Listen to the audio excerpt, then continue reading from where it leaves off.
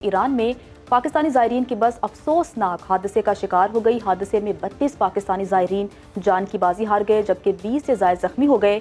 पाकिस्तानी ज़ायरीन का 2 बसों में लाड़काना से ईरान रवाना हुआ था। पाकिस्तानी ज़ायरीन की बस ईरान में बशीर तफ्तान चेक पॉइंट के सामने उलट गई, जिससे बस पे आग लगी। मरने वाले पाकिस्तानी ज़ायरीन में ज़्यादातर का ताल्लुक सिंध के शहर खैरपुर और कश्मीर से बताया जा रहा है।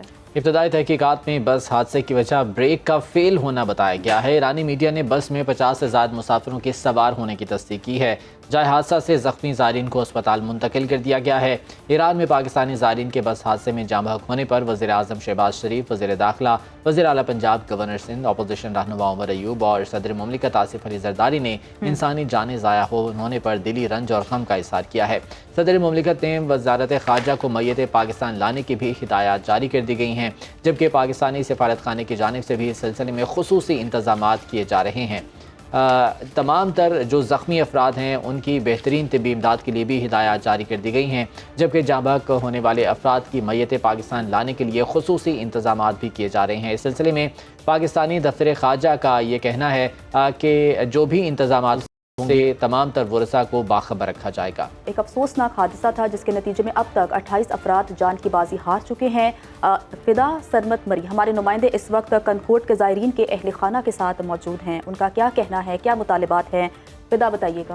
हाँ जी बिल्कुल, ईरान के शहर यज़्द में जो है गुज़श्ता रात एक अफसोसनाक वाक़या पेश आया था, जिसमें जो है जो ज़ायरीन थे वो ईरान की तरफ जा रहे थे, जिनकी जो बस थी वो हादसे का शिकार बनी, जिसमें जो है कई अफराद जो है वो जाँ बहक हो गए और मुतअद्दिद जो अफराद थे वो भी ज़ख्मी हुए हैं। हमारे साथ उनके वर्सा मौजूद हैं, उनसे जानने की कोशिश करेंगे। अभी तक जिस बस में हादसा पेश आया कन्फर्म नहीं हुआ है, हमारा राब्ता नहीं हुआ है कि क्या हुआ है, कुछ हुआ है। अभी तक हम ईरान हुकूमत और पाकिस्तान हुकूमत से मुतालबा करते हैं कि हमें मुकम्मल मालूमात फ़राहम की जाए कि हमारे जो लवाकिन हैं ज़िंदा हैं या शहीद हो गए हैं। आपने मौजूद जहाँ पर उनके वर्सा की बातें सुनी, उनका यही कहना है कि अभी तक हमारा कोई भी उनसे रब्ता नहीं हुआ है, हमारे अफराद का कुछ पता नहीं है। ईरान हुकूमत और पाकिस्तान हुकूमत को चाहिए कि जो ज़ख्मी और जाँ बहक अफराद हैं उनकी लिस्ट शाया की जाएँ ताकि हमें मालूम हो सके। जी आपने ज्वाइन किया है मुदस्सिर टीपू साहब ने, जो कि ईरानी पाकिस्तानी सफ़ीर हैं। सर बहुत शुक्रिया वक्त देने के लिए। सर कहिएगा कि अभी तक जो हमारे सामने डिटेल्स आई हैं, 32 अफराद जान की बाजी हार चुके हैं, जो ज़ख्मी हैं उनकी हालत कैसी है और क्या सबकी शनाख्त हो गई है? 28 का अपने हाल के हकीकी से जा मिले हैं जी। 25 नहीं है, 28 हैं। ओके जी, जो इंजर्ड हैं वो 23 हैं जी। 23 में से 6 जो है वो डिस्चार्ज हो गए हैं। ठीक है, बाकी जो 17 हैं वो जरा सीरियस कंडीशन में हैं जी। सही। तो मुदस्सिर साहब, ये जो 25 अफराद जान की बाजी हार गए हैं, इनकी शनाख्त के हवाले से डिटेल्स क्या जारी कर दी गई हैं और इनकी मैयत पाकिस्तान वापस लाने के लिए क्या इंतजाम अब तक हो पाए हैं? 28 हैं जी जिनका इंतकाल हुआ है, मैं आपको बार बार बता रहा हूँ। ठीक है, 28 और है। इनमें से 17 की शनाख्त हो गई है जी।